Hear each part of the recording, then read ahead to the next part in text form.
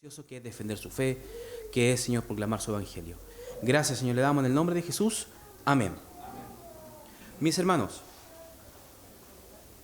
la semana pasada vimos la Inquisición, ¿cierto? No profundizamos mucho en ella respecto a qué es lo que se hace en una Inquisición, pero entendemos de que hay lo que vemos ahí en pantalla, que es el Directorium Inquisitorium, ¿cierto?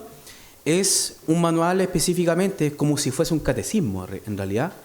Un catecismo es una pregunta y una respuesta, ¿cierto? Como por ejemplo Westminster, catecismo mayor y menor, que hay una pregunta y una respuesta, ya lo mismo, exactamente es lo mismo con el Auditorium Inquisitorium, ¿cierto? Este es un manual de cómo enfrentarse a ciertas herejías, ¿correcto? Esto es un documento pagano para nosotros, no es un documento que obviamente que nos adjuntamos totalmente inequívoco. Ellos ven la purificación y en la hoguera, ¿cierto?, como un método de purificación, que eso no compartimos, y eso muchos de nuestros hermanos y mucha también gente, pobladores, gente común, también fueron víctimas de esta imposición de la Inquisición, que fue un brazo organizativo, ¿cierto?, y de control, ¿cierto? Prácticamente eso fue de control del mundo católico, del catolicismo, que tomaba el nombre del cristianismo, pero nominal, ¿cierto? Sabiendo de que estaban muy lejos de las cosas del Señor. Vimos la Inquisición y en este caso, qué es lo que se hacía, ¿cierto? ¿Qué es lo que, para qué funcionaba? Que en este caso era calmar, cortar, ¿cierto?, respecto a la libertad de pensamiento, ¿cierto? Igual como la era cortada inmediatamente, sin ningún tipo de piedad, con el propósito de mantener siempre a la en el catolicismo, pero no bajo un punto de vista positivo, sino no con argumentos, sino que con la fuerza, con la maldad, con la espada, ¿cierto?, con la tortura y con todo lo que tal vez hemos visto y hemos escuchado en los últimos tiempos. No es, y la Inquisición fue algo que fue en paralelo con lo que fueron las cruzadas, ¿cierto? Eso lo vimos también.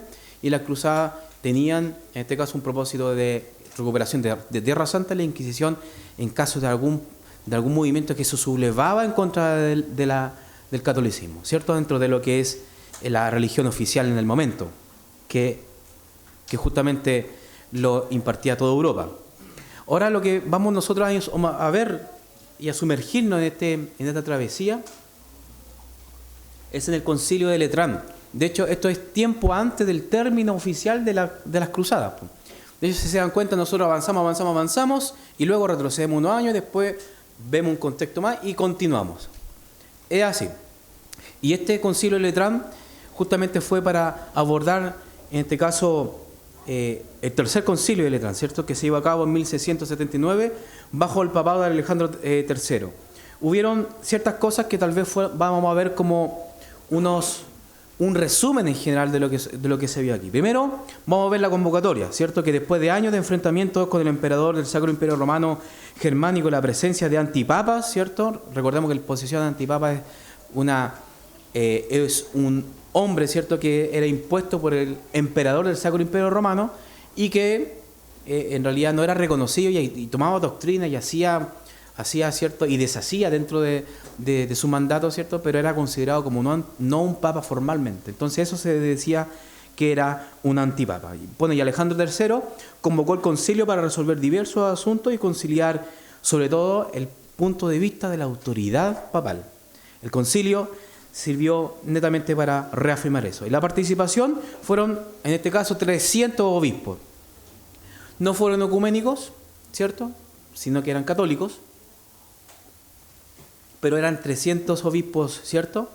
Y que el fin era primeramente, como dice el punto tercero, contra los antipapas, ¿cierto? Uno de los principales objetivos del concilio fue la condena y denuncia de los antipapas que se habían opuesto a Alejandro III, ¿cierto? Estos antipapas habían sido instalados durante un periodo de controversia y lucha política entre el papado y el Sacro Imperio Romano Germánico, ¿cierto? Simplemente luchas de intereses. No algo espiritual, no algo que tenga que ver como como en este caso, como es un obispo, como es un pastor, sino que esto es simplemente política, ¿cierto? Política y control del imperio. Algunas definiciones, en este caso canónicas, como dice el siguiente punto, se adoptaron numerosos cánones, ¿cierto? Leyes eclesiásticas que abordaron una amplia variedad de temas, desde la reforma del clero, ¿cierto? Que tiempo anterior había pasado, como la prohibición del matrimonio clerical y la simonía, ¿cierto? Hasta asuntos disciplinarios y doctrinales. Hubo un sinfín y un surtido de cosas que sí se revisaron. Pero había uno en particular que vamos aquí como a detenernos un poco, que justamente tiene título, tiene nombre y apellido. Este punto, el siguiente punto que vamos a revisar y que se revisó en el concilio, que se llaman los valdenses y los cátaros. De hecho, este concilio fue con el principal propósito de todo lo que hemos hablado respecto al antipapa y confirmar la autoridad papal, fue revisar qué estaba pasando justamente con estos personajes que son de renombre, que hasta el día de hoy se mantienen dentro de la historia, ¿cierto? Que son los valdenses y los cátaros. Tal vez nos detenemos para hacer una precisión, tal vez. No defendemos nosotros como iglesia el movimiento cátaro. De hecho, el movimiento cátaro es dualista y lo vamos a ver un poquito en profundidad. ¿Qué quiere decir esto? Que ellos ven tanto una posesión del bien y el mal, ¿cierto? Como dos fuerzas que están a la par, ¿cierto? Y que hay una lucha y nosotros estamos en medio y hay una lucha entre el bien y el mal, ¿cierto? Ese es el dualismo, como se conoce tal vez teológicamente, como para darle una definición. No estamos a favor de los cátaros. De hecho, nosotros condenamos sus creencias, no estamos de acuerdo en las creencias, pero no por eso, para estar de acuerdo, significa que los vamos a exterminar. ¿Significa? ¿Se entiende, no? Porque eso es tal vez lo que está sucediendo hoy en día. Recordemos, hermano, que las cruzadas generaron un montón de controversia. Había un descontento general, ¿cierto? Había un descontento, había una despreocupación ya en Roma, ya como que la gente estaba un poco como incómoda ya, como que quería moverse un poco más en libertad de conciencia y sobre todo en libertad de pensamiento. Que eso es lo principal, que tal vez lo nativo del ser humano, ¿cierto? Sacando un poco y poniéndolo netamente cultural, ¿cierto? De que el hombre tiene que tener una libertad, en este caso de expresión, de libertad, y con el catolicismo encima no se podía, entonces había un ánimo de pensar otras cosas, ¿cierto? Entonces los cátaros y los valdenses, ¿cierto? En el concilio en este concilio católico, ¿cierto? Se condenó y tal vez como dato adicional, nosotros no nos adjuntamos a este concilio, ¿correcto? De hecho, nosotros consideramos 7 concilios ecuménicos, que Nicea, Constantinopla, entre ellos Éfeso, que hemos visto con el pastor. Pero estos concilios que ahora tal vez vamos a nombrar y hemos nombrado, ¿cierto? Que son provinciales, ¿cierto? Que tienen el nombre sobre todo de la localidad donde se hizo, nosotros no nos adjuntamos, no estamos de acuerdo con este concilio, ¿cierto? Pero de que hubo un concilio, lo fue. Entonces tenemos que revisar qué es lo que sucedió, ¿cierto?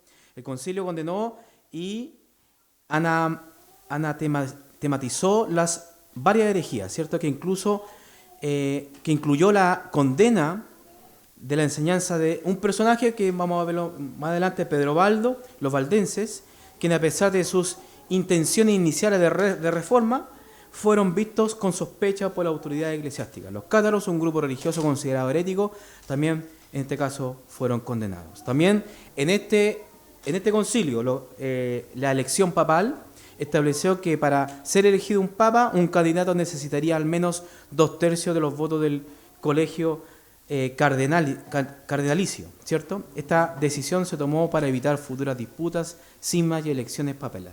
Se reformó un poco más allá el gobierno, ¿cierto? Y elección del Papa.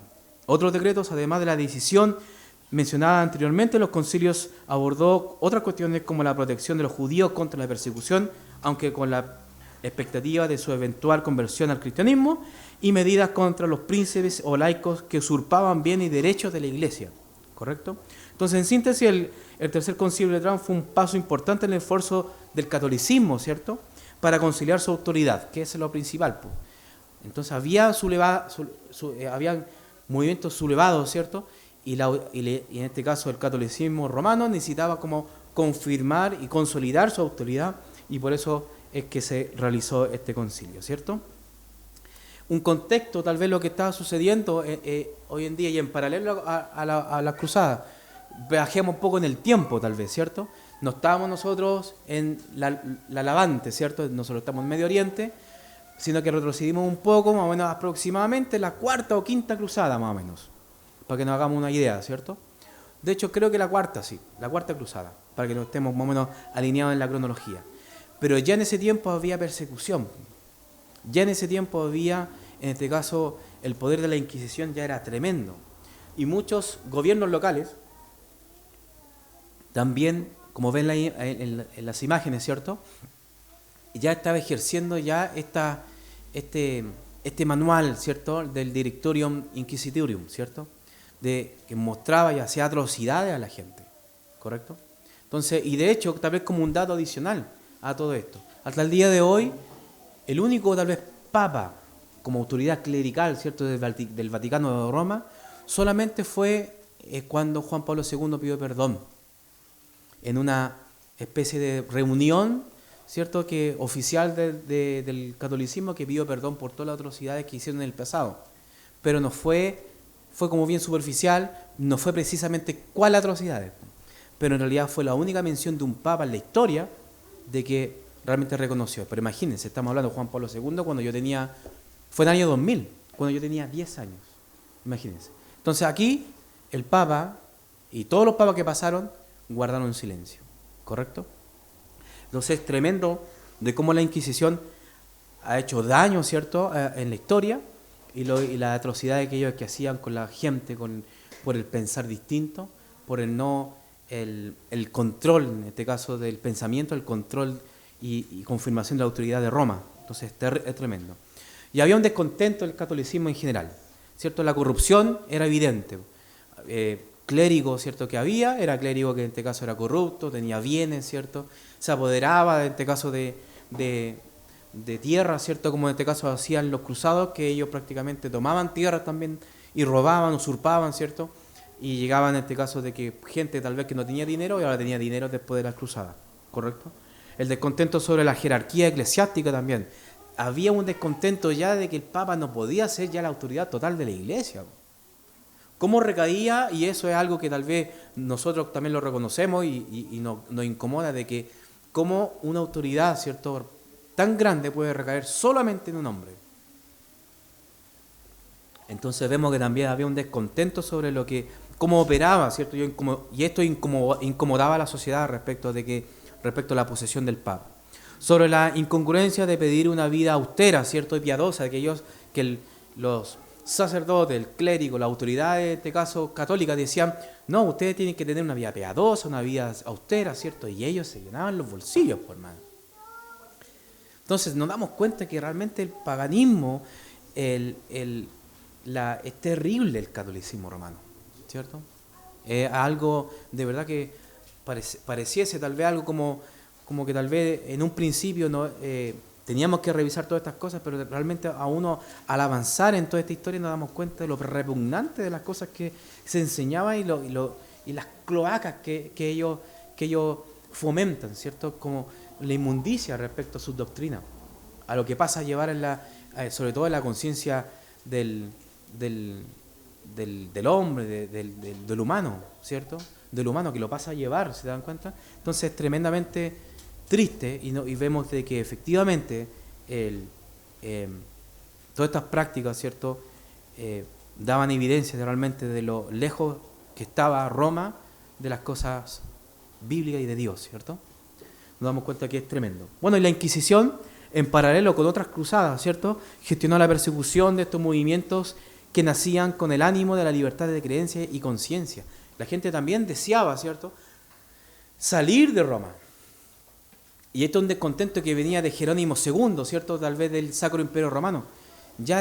Había como un cansancio de estar siempre tal vez siendo orquestado por Roma, ¿cierto? Roma orquestaba a todos los países, ¿cierto?, toda Europa, lo orquestaba como si fuese un director, ¿cierto?, de orquesta justamente de la música, y ellos direccionaban a todos en este caso todo lo que sucedía en los países, quién crecía, quién no. Entonces se dan cuenta que había un poder supremo en Roma que ya estaba incomodando hasta la monarquía. Entonces había un descontento en general y también en la propia gente. Y el auditorium, ¿cierto? Inquisitorium, era puesto en práctica como un manual de tortura, ¿cierto? Y esta tortura en la hoguera, eran quemados, ¿cierto? Ciertas personas que eran, de hecho, una fotografía como ilustre simplemente para mostrarle más o menos de cómo era Juana de Arco, ¿cierto? De hecho, habían como unas posiciones en este libro, lo leí bien parcialmente porque no quería leerlo en profundidad, ¿cierto? Pero parcialmente de que si es que en medio de estas circunstancias, en medio de estas pruebas, de esta tortura, ¿cierto? La persona como que decía, no, que nunca más iba a hacerlo, entonces era como un arrepentimiento que ellos tomaban y tenía que ser firmado, había como todo un paso, todos unos pasos tal vez, no sé, por religioso o unos pasos que son como bien dogmáticos, podríamos decirlo, para poder que la gente, no, entonces si esta persona tuvo un arrepentimiento, entonces ya es salva, ¿te das cuenta? Entonces generaba una expectativa de cristianismo totalmente errado, que no era lo que el Señor Jesucristo, los dos apóstoles, ¿cierto? Y la palabra del Señor nos muestra, ¿cierto?, en la Escritura. Pero ahí vemos, perdón, es así como en realidad sucedía lo que estaba sucediendo en este periodo de la historia. Y vamos nosotros a los cátaros, ¿cierto? Tal vez un dibujo en el fondo bien como particular, pero en realidad eso es lo que estaba sucediendo con los cátaros. Los cátaros estaban siendo torturados, perseguidos y quemados en la hoguera, ¿correcto? ¿Quién eran los cátaros, cierto? Esto es una secta, tenemos que ser bien claros, una secta, que estaba al sur de Francia, ¿correcto? El movimiento sectario considerado herético, ¿cierto?, por el catolicismo en el siglo XII y XIII, ¿cierto? En esa fecha empezó a resurgir este movimiento en el sur de Francia. Su creencia era netamente dualista, que en este caso el bien y el mal, lo que acabamos de comentar, ¿cierto? Como si fuésemos correcto, el bien y el mal, y que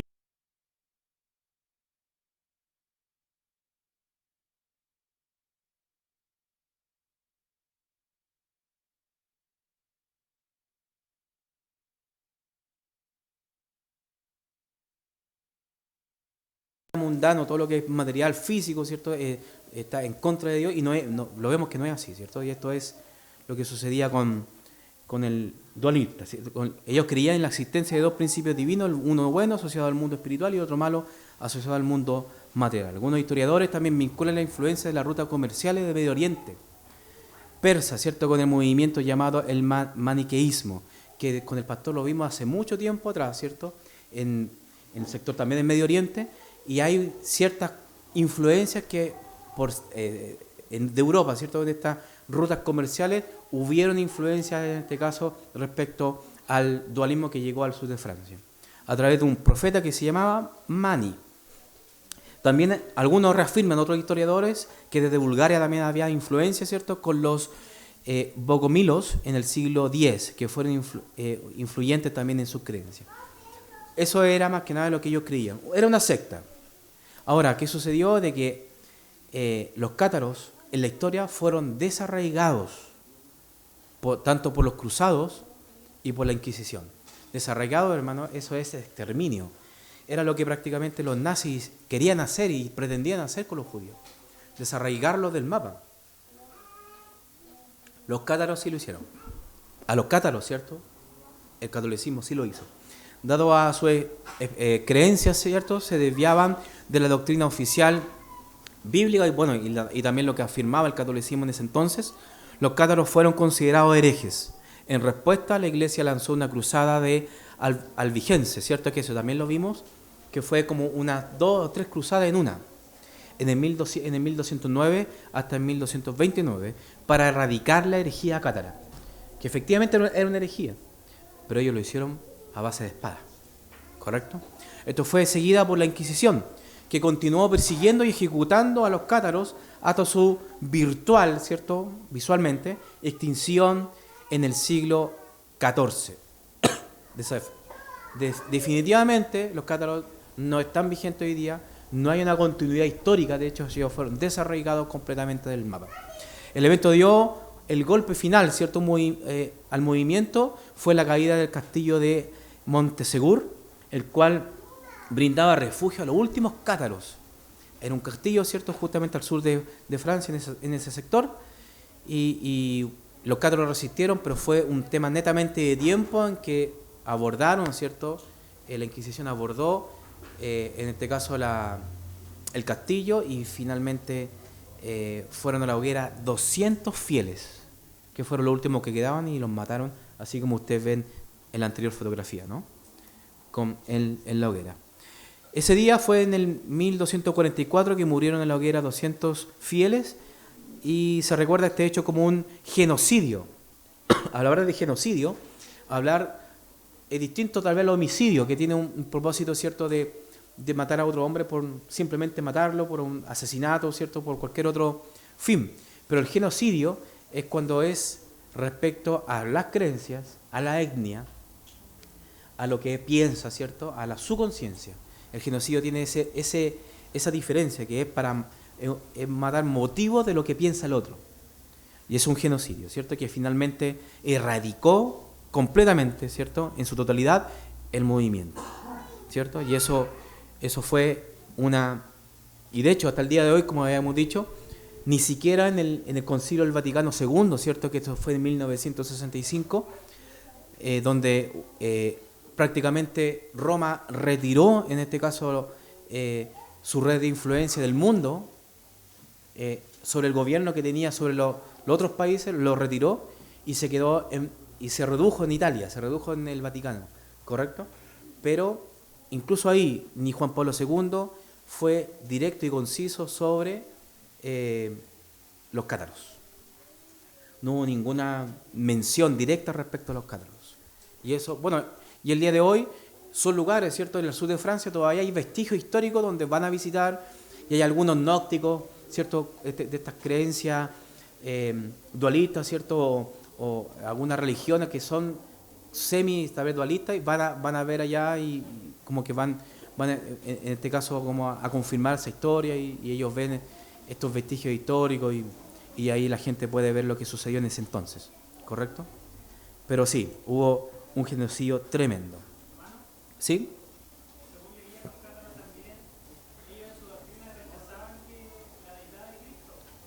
Sí.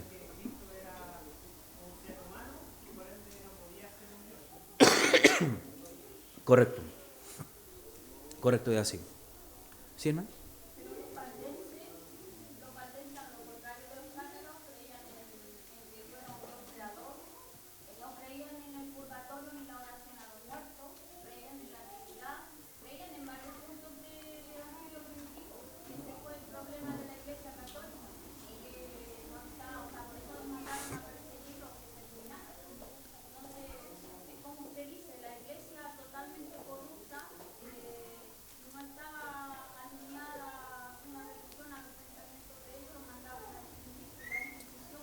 Amén. Correcto. Ahora, por eso, en un principio dijimos que los cátaros no estamos reafirmando ni confirmando, ¿cierto?, Gracias, bro. No estamos confirmando en este caso su teología o su pensamiento, ¿cierto?, sino que estamos nosotros defendiéndolo bajo el punto de vista humano. No, lo que sucedió aquí es, ¿cierto?, un genocidio completo, correcto, ¿no? Pero muy distinto, como dice mi hermana Isabel, fueron ellos, los valdenses. De hecho, aquí, en esta parte de la historia, es cuando empezamos ya a introducirnos a lo que sucedió en este mes, hermano. Gracias. De hecho, los valdenses, podríamos decir que fueron los primeros protestantes. Ahora, fue el primer temblor y los aires de la Reforma, ¿correcto? Como dije yo en un principio, había un descontento, había una incomodidad respecto a lo que estaba sucediendo con Roma, ¿cierto? Pero y los valdenses se daban cuenta de esto. Bueno, veamos qué es lo que creían, quiénes son los valdenses, ¿cierto? A qué nos atribuimos, a lo que piensan, ¿cierto? Investiguemos más o menos de lo que se trata. Dice que el movimiento de los valdenses está totalmente relacionado con un hombre, ¿cierto?, que justamente es Pedro Baldo, ¿correcto? Fue un fundador del movimiento de los valdenses y es considerado el primer movimiento telúrico como una antesala de lo que posteriormente conocemos como la Reforma, ¿correcto? Ahora, Pedro Baldo es considerado el primer pre-reformador, el primero, ¿correcto? Habían luces, ¿cierto?, de este descontento, ¿cierto?, de gente que de otros movimientos que daban luces de la necesidad de llegar a la escritura del Evangelio, ¿correcto? Pero Pedro Baldo lo hizo juntamente con los otros hermanos, ¿cierto?, valdenses, lograron este objetivo. Fue declarado como hereje, ¿cierto? ¿En dónde? En Beltrán, ¿correcto? Letrán, perdón. En Letrán. Fue declarado como hereje por la Iglesia Católica en el Concilio de Letrán junto a los otros adeptos al movimiento. Muy importante, tal vez nosotros decimos los valdenses, pero ¿qué? ¿Son protestantes? ¿No son protestantes? ¿Qué creían los valdenses? ¿Correcto? Y ahí podemos nosotros dar un poquito de ver los orígenes tal vez en este caso de los valdenses, que es luego de la conversión de Pedro Baldo en 1173, ¿cierto? Pedro decidió seguir una vida piadosa centrada en 3 principios, que son el principio valdense: ayuda a los pobres, una vida sencilla y más importante, estudio directo de la Escritura. ¿Te das cuenta? Son 3 principios que tenían ellos. Pero el más importante de todos, tal vez, el último, la Escritura, ¿cierto? Inicialmente el movimiento no existía intención o interés de alejarse del catolicismo romano. Como esto le pasó a Lutero, que en un principio tampoco tenía el interés de salirse del catolicismo, porque en realidad tenía la esperanza de que el Papa recapacitara con todas las tesis, ¿cierto?, que él impartió, lo que defendió y la doctrina de la sola Escritura. Pero no había, pero lamentablemente siempre había una esperanza que finalmente no se pudo llevar a cabo, ¿cierto?, teniendo la intención de presentar argumentos por medio de reformas eclesiales. Ellos no querían revolucionar, no querían tomarse el poder, no querían en este caso erradicar, ¿cierto?, y hacer cambios sustanciales, sino que había que reformar. ¿Y qué cosa reformar? La Escritura, volver a la Escritura, ¿correcto? Pero no tuvieron resultado, lamentablemente. A medida que el tiempo pasaba, existía tensión en Roma.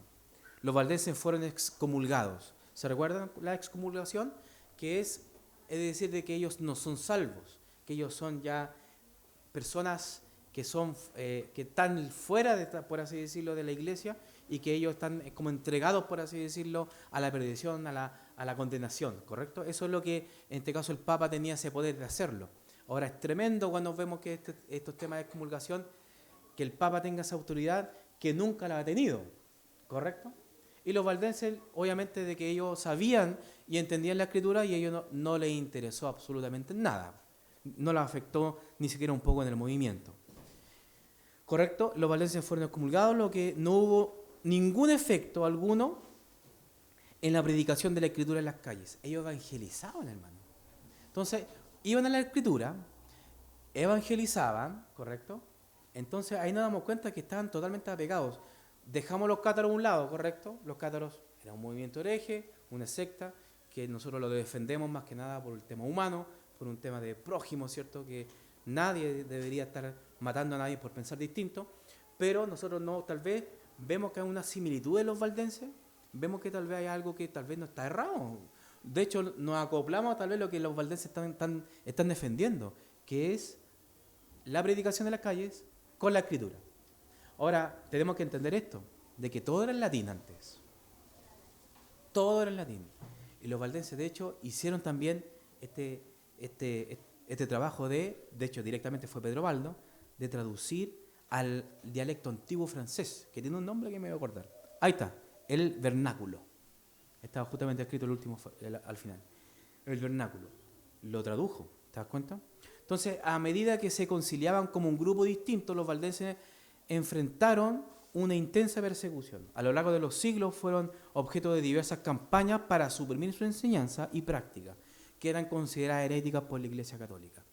Hoguera, tortura. Los valdenses también pasaron por lo mismo. Fue algo tremendo, terrible, hermanos. Entonces fueron los pioneros, como habíamos dicho, en la traducción de la Biblia al dialecto del latín al francés antiguo, ¿cierto? Con el propósito que la gente pudiese tener acceso a la escritura, que eso es lo que no tenía la gente, hermano.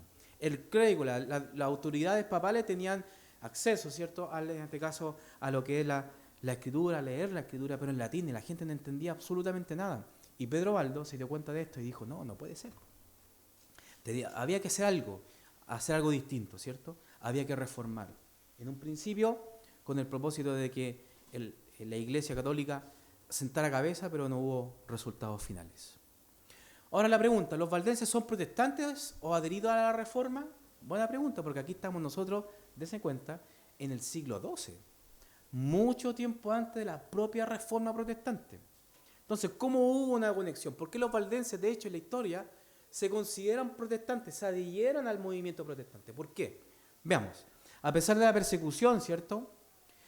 No fueron exterminados, no fueron borrados del mapa, como los cátaros. No lo fueron, ¿cierto? La comunidad valdense sobrevivió, particularmente en los valles en este caso en Italia, en Piamonte, con el tiempo, particularmente después de la Reforma, correcto, los valdenses continuaron como movimiento, tal vez protegiéndose a escondidas, ¿cierto?, en persecución, pero los valdenses se acercaron a las iglesias protestantes. Cuando ya estalló totalmente la Reforma, ¿cierto?, se acercaron en el siglo XVI, se alinearon formalmente con la tradición protestante reformada. Entonces los valdenses efectivamente, a pesar de que fueron antes de la Reforma y pioneros, ¿cierto?, podríamos decir que ellos fueron los pre-reformadores de este movimiento, nos damos cuenta de que ellos sí son protestantes, porque sus sobrevivientes se adhirieron al movimiento, ¿cierto? Pedro Baldo es considerado el primer reformador o el pre-reformador, ¿correcto?, en que defendía doctrinas fundamentales como la suficiencia de la Escritura. ¿Se dan cuenta? Eso ya como que no hace sentido, correcto, la Escritura, la sola Escritura, correcto. Tal vez ellos no lo decían textualmente como lo publicó en este caso Martín Lutero, pero ya Pedro Baldo ya estaba haciendo ruido con esto y acercándose a la Escritura lo más que podía, ¿cierto? Cristo como el único mediador no estaba de acuerdo también con los santos, no estaban de acuerdo en este caso con la veneración a los santos, porque se dan cuenta que esto era pagano, hermano. A pesar de que ellos venían del catolicismo, ¿se dan cuenta? Pero se dan cuenta que estas doctrinas chocaban contra el principio de la sola Escritura. Los sacramentos del bautismo y la cena del Señor, él lo tomaba como simbólicos, no lo tomaba como la transubstanciación, ¿cierto?, de lo que ellos, el catolicismo, ve en la cena y el bautismo por aspersión de niños, ¿correcto? Entonces ahí nos damos cuenta de que no había no estaban alejados de lo que nosotros estamos creyendo. De hecho, ellos fueron los primeros tal vez en creer y en defender, ¿cierto?, con sus propias vidas, lo que en este caso después más adelante en Europa, en Alemania, estalló, ¿correcto? Entonces ellos creían el bautismo y la cena como simbólica y condenaban la veneración de los santos y también el purgatorio. No creían en el purgatorio, ¿correcto? Entonces nos damos cuenta de que había hartas similitudes y podríamos tal vez ahora profundizar un poco más de lo que ellos creen, y yo les voy a leer una pequeña, la confesión tal vez de los valdenses. Ellos tenían en este caso la Escritura. Los valdenses afirmaron la autoridad suprema de las Escrituras como la palabra de Dios y la base de fe y práctica. ¿No suena familiar, no? Negaron la autoridad de la tradición de la Iglesia cuando contradecía la Escritura. Correcto. No puede estar la tradición juntamente incluso con la Escritura. La Escritura tiene que estar por sobre todas las cosas. Pues, ¿se puede llegar a una tradición? Sí, pero si atenta con la Escritura, esa tradición tiene que zanjarse. ¿Se dan cuenta? Entonces, hay una similitud respecto a la Escritura. Tenemos, en este caso, tal vez una doctrina en común con los valdenses, que es la Escritura. El concepto, en este caso, de Dios. Proclamaron la creencia de un solo Dios, entero y todopoderoso, manifestado en tres personas: Padre, Hijo y Espíritu Santo. ¿Estamos de acuerdo con los valdenses? ¿Se dan cuenta, no? Correcto, también estamos de acuerdo con ellos. Jesucristo, la figura de Jesucristo, afirmaron la plena divinidad y humanidad de Cristo. Su muerte expiatoria en la cruz por los pecados de la humanidad y su resurrección. Jesucristo es el único mediador entre Dios y los hombres. Creo que también estamos de acuerdo, ¿amén? La salvación, ¿qué podemos hablar respecto a la salvación de lo que ellos creían como valdenses? Enfatizaron la justificación por la fe, creían que la salvación es un regalo gratuito de Dios recibido por la fe en Jesucristo y no por las obras. También estamos de acuerdo, ¿no? ¿Qué es para ellos la iglesia? Definieron la iglesia como la comunidad de todos los creyentes unidos en Cristo, lo que vimos hoy en la confesión de fe, ¿correcto? Unidos en Cristo. Hermanos, en la comunión, en este caso, de los santos. Mientras reconocía la importancia de la iglesia visible, o sea, la iglesia local, ¿correcto? También sostenía que la verdadera iglesia es el conjunto de los elegidos, es decir, un concepto de iglesia visible y un concepto de iglesia invisible. ¿Estamos de acuerdo? También estamos de acuerdo. Los sacramentos, ¿cierto? A lo largo del tiempo, la posición valdense sobre los sacramentos se alineó más con la teología protestante, reconociendo principalmente el bautismo y la cena del Señor, ¿correcto? Como sacramentos válidos, únicos sacramentos, porque hay un sinfín de sacramentos, muchos más sacramentos, tal vez el catolicismo romano, y ellos tomaron solamente dos ordenanzas, bautismo y cena, simbólicos, no que estamos en presencia de, ¿se dan cuenta? Simbólicos. Vida cristiana. Hicieron hincapié, ¿cierto?, en la importancia de una vida moral y ética, promoviendo valores como la honestidad, la integridad y la caridad hacia los demás. Amar al prójimo como a uno mismo, ¿correcto? Que nuestra fe tenga buenas obras. Bíblico también lo que ellos también defendían. Entonces nos damos cuenta que también ellos tenían una vida cristiana piadosa, en la piedad, en el Evangelio, ¿correcto? Ellos también tenían rechazo hacia Roma, ¿cierto?, a las doctrinas católicas romanas. En sus confesiones, especialmente la más temprana, los valdenses a menudo rechazaban explícitamente ciertas doctrinas y prácticas de la Iglesia Católica, como la veneración de los santos, el purgatorio, las indulgencias, que ya estaban ahí, insertas. Las indulgencias estaban metidas ahí como parásitos, ¿cierto?, absorbiendo la riqueza y la... ¿cierto? Y lamentablemente la ignorancia de la gente de ese momento. Entonces podemos ver y recordar que la identidad valdense y sus creencias evolucionaron en este caso con el tiempo y se acoplaron al movimiento protestante. Se acoplaron. En realidad ni siquiera fue como un tema, como tal vez como no, que tuvo que hacerse una asamblea para poder, un sínodo para poder revisar. No, se acopló así, ¿cierto? Y ellos se adhirieron al movimiento protestante siglos después. Ahora, en 1180, ellos hicieron algo que tal vez con el tiempo también después los protestantes también hicimos. O sea, hicieron, ¿cierto? Pues me incluyo dentro de este grupo, porque somos protestantes. Pero se incluyeron, que eran las confesiones de fe. Mire usted, nosotros tenemos la confesión de fe de 1689, ¿cierto? Suscrita, que viene hecha, ¿cierto?, observando a Westminster y a Saboya, ¿cierto?, en nuestra confesión, que son otras confesiones de fe históricas, que venían también inspiradas de Heidelberg, ¿correcto? Los cánones de Dort, ¿correcto?, ¿cierto? La helvética. Entonces, hay varias confesiones de fe históricas, que sirvieron después para que todo esto se reflejara en Westminster, ¿correcto? Pero los valdenses también se adelantaron a su fecha, como que estaban un poco un pie como siglos más adelante de ellos, ¿no? Y ellos hicieron una confesión de fe también. Y tiene, de hecho, 14 puntos. Y los vamos a leer y con eso, hermanos, vamos a terminar. Dice: creemos y mantenemos firmemente todo lo que está contenido en los 12 artículos del símbolo, comúnmente llamado el credo de los apóstoles, y consideramos herética cualquier inconsistencia con los 12 artículos citados. Eso se llama el credo de los apóstoles. Y nosotros creemos también en el credo de los apóstoles. ¿Correcto? Punto 2. Creemos que hay un solo Dios, Padre, Hijo y Espíritu Santo, y eso obviamente que es algo básico en la Trinidad, ¿no? Entonces somos, hermanos, en la fe, porque creemos en un Dios trino. ¿Te das cuenta? En la sola Escritura. Los libros arriba mencionados, ¿cierto?, que en este caso nos enseñan que hay un Dios, o sea, la palabra de Dios, todopoderoso, ilimitado en sabiduría, infinito en bondad y quien en su bondad ha hecho todas las cosas, porque Él creó a Adán a su misma imagen y semejanza, pero por medio de la enemistad del diablo, en su propia desobediencia, Adán cayó, el pecado entró al mundo y nos volvimos transgresores en y por Adán. Ahí nos damos cuenta que el pecado original, correcto, está plagado, tal vez,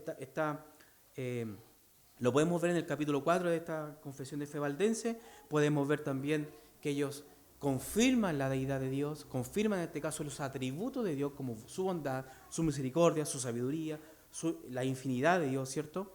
Y también creen ellos también, los valdenses, que Dios creó a Adán a su imagen y semejanza. Y la responsabilidad netamente cae en Adán, y por medio de Adán todos hemos pecado.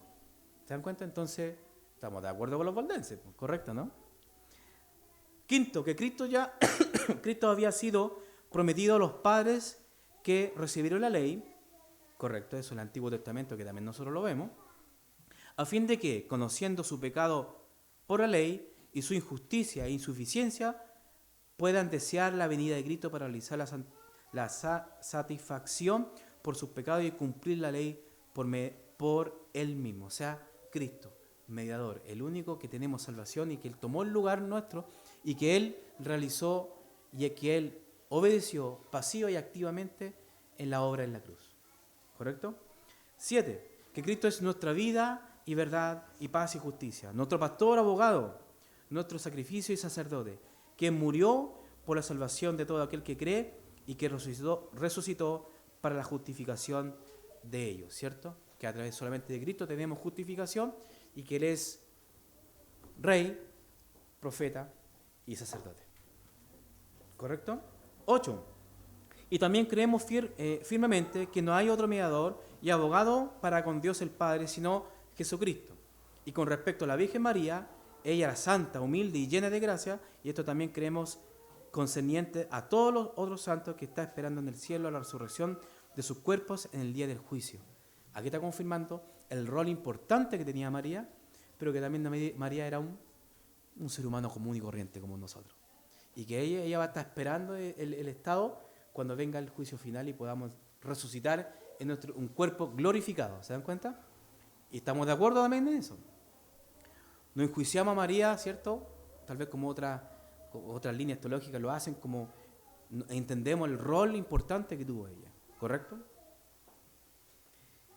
9. Creemos también que después de esta vida existen solo dos lugares. Uno para los que son salvos, el otro para los condenados, los cuales llamamos paraíso e infierno, negando por completo el purgatorio imaginario del anticristo, inventado en oposición a la verdad. Me llama mucho la atención este punto del anticristo, porque obviamente está considerando al anticristo, adivinen quién, al Papa, ¿no? Al Papa. Y nuestra confesión de fe también dice exactamente lo mismo, que en este caso el anticristo sigue siendo allá en Roma, ¿correcto? 10. Además, siempre hemos considerado todas las invenciones en materia de religión como una abominación indecible delante de Dios, tales como los días festivales, vigilias de santos y la llamada agua bendita, el abstenerse de carne de ciertos días y cosas parecidas, pero sobre todo las misas. Tal vez aquí no era la intención, hermanos, pero los valdenses tenían claro lo que significaba participar en una misa. Tenían claro, mucha claridad en lo que significaba. Y participar en una misa es participar en sacrificio de ídolos. Nosotros como protestantes no deberíamos participar en ninguna misa, aunque fuesen invitados. ¿Correcto? Bueno, y él afirmaba respecto al agua bendita, a la veneración a la vigilia de los santos, los días a los festivos, ¿cierto? En materia de religión, que es considerado simplemente abominación, porque incluso los valdenses vienen hasta el principio regulativo en este punto, en el punto 10. Porque ellos sabían que era indecible delante de Dios, porque Dios nunca lo ordenó, nunca lo reguló, nunca dijo qué hacer. ¿Se dan cuenta? Entonces el punto 10 es muy importante. Nos mantenemos en contra de todas las invenciones humanas como procedentes del anticristo, de las cuales producen angustia y que son perjudiciales para la libertad de mente. Este punto del 11 se alude probablemente a las penitencias y las prácticas que en este caso en ese tiempo se hacían a favor o para ganarse en este caso la salvación. Ese punto es más que nada atribuirle a eso, a lo que la gente hacía. 12. Consideramos los sacramentos, ordenanzas, el bautismo y la cena como signos de las cosas santas o como emblemas de la bendición invisible. Creemos que es propio y aún necesario que los creyentes utilicen estos símbolos o formas visibles cuando estos puedan ser realizados, en el entendimiento de que mantenemos que los creyentes puedan ser salvos sin estos signos, cuando no disponen de un lugar o la oportunidad de observarlos, ¿cierto? Esto está diciendo un principio que nosotros todos también conocemos como los medios de gracia. ¿Te das cuenta? Porque el bautismo en este caso la cena del Señor, son medios de gracias, ¿correcto? Y al no hacerlo no perdimos la salvación, pues, hermano. Obviamente de que el cristiano siempre busca la oportunidad de poder hacerlo, de cenar con el Señor, y de que si no lo hace, regular su condición para poder en un momento hacerlo, ¿correcto? De resolver tal vez nuestra situación, nuestra posición, ¿cierto? Tal vez estamos en una vida tal vez que tenemos que corregir, no sé, ¿correcto? Pero lo importante de esto es siempre tener la intención de cenar con el Señor, pero estos no son motivos de perder o ganar la salvación. Y los valdenses lo tenían claro.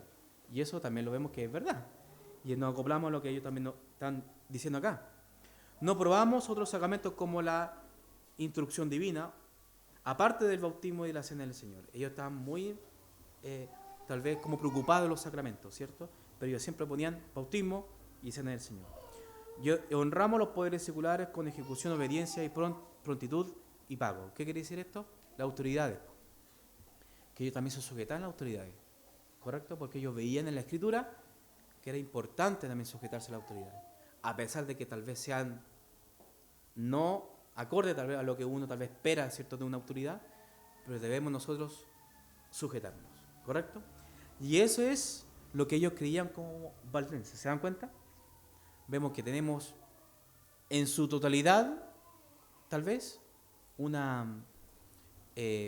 algo en común, que es simplemente la Escritura. Y ellos, de ese entonces, ya eran protestantes, incluso antes de que naciera el movimiento como tal. ¿Correcto? Mis hermanos, dudas, consultas, preguntas. Y aquí lleno con los pre-reformadores a partir de la otra semana. Iniciamos con Pedro Baldo y después iniciamos con los siguientes. Rena.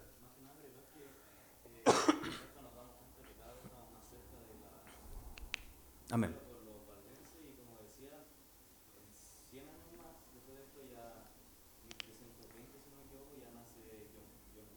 Wycliffe.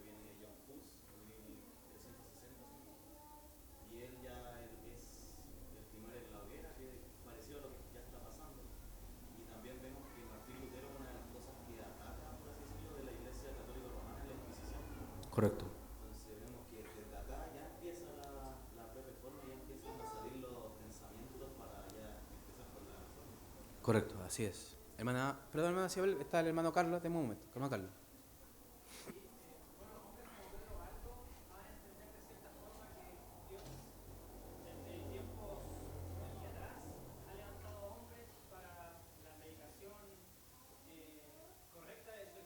Amén.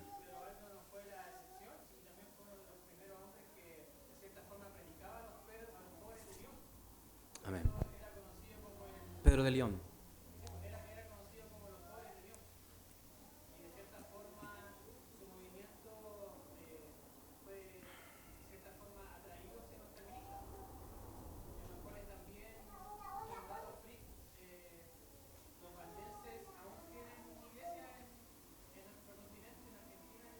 Sí, correcto.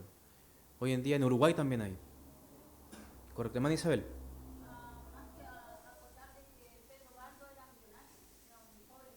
Sí.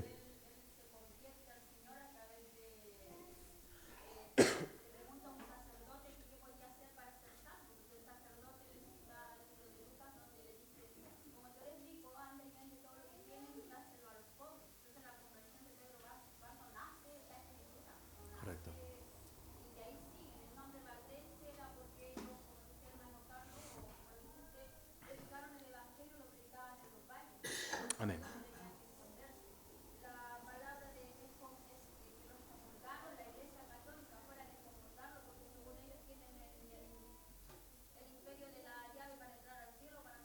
Sí, es purgatorio, ¿no?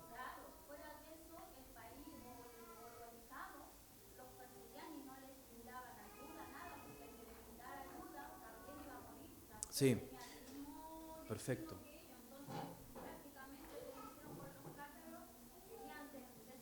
Desarreglarlo. No muere. Amén. Ahí nos damos cuenta, hermanos, que, bueno, importante también que tal vez en la otra, en la continuación tal vez de la historia del cristianismo, ojalá que alcancemos, pero lleguemos a lo que ocurrió tal vez ojalá en nuestro país. Porque en nuestro país ser no católico era no tener tumba. ¿Te das cuenta? Y eso es interesante que vamos a revisarlo. Hermano, está levantando la mano. No, más que nada, como comentario, igual maravilloso la obra que hace el Señor en los corazones de estas personas que, en el contexto de la Iglesia Católica, que hayan sentido este cuestionamiento Amén. a lo que estaban haciendo, el engaño. Es como súper bonito verlo porque la Iglesia Católica era lo que predominaba en esos tiempos. Correcto. Entonces, más que nada, que tengan estos puntos a nosotros, es que el Señor obró claramente en sus corazones. Qué buen punto, hermano. El Señor obró en sus corazones. Y hermano, ¿usted cree? Y tal vez pensemos de esta manera. ¿Creemos que también el Señor obró en las cruzadas? Es difícil, ¿o no? Y ese es el punto que tuvimos que revisar todo este tema histórico, que tal vez latero, tal vez así como chuta, otra, cruzar hermano CG que va a decir, pero era importante tal vez decirlo. Porque las cruzadas, queramos o no, detuvieron el Islam. Si no, hubiésemos todos estado, sobre todo aquí las mujeres de acá, tuvieron que haber estado con turbantes, ¿se llama, hermano? Velos. Tuvieron que haber estado usando velos. ¿Se dan cuenta? Es decir, que todo lo que sucedió con los cruzados detuvo el movimiento del Islam. Entonces ahí nos damos cuenta de la orquestación que tiene Dios en su soberanía, donde divide y corta reinos. Mi hermana, con eso terminamos.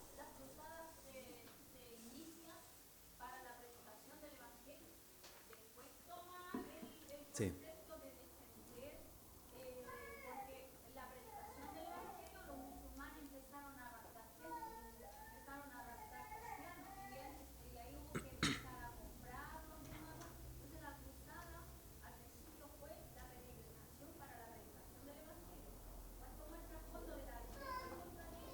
Correcto, correcto. Ya, mis hermanos, está muy interesante. Yo sé que les gustan todos estos temas, pero vamos ahora a tener que orar para poder recibir nuestro culto evangelístico. Padre bueno,